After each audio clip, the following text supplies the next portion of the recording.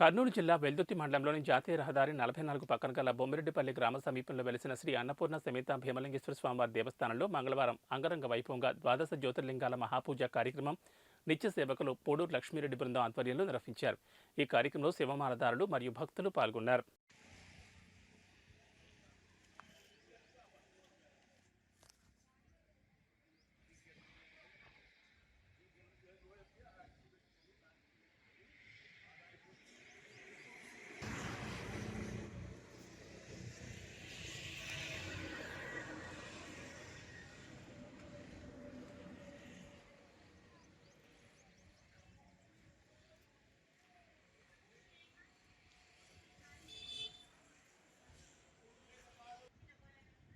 Hara Mahadeva Hara Mahadeva Hara Mahadeva Shambho Shankara Shambho Shankara Shambho Shankara.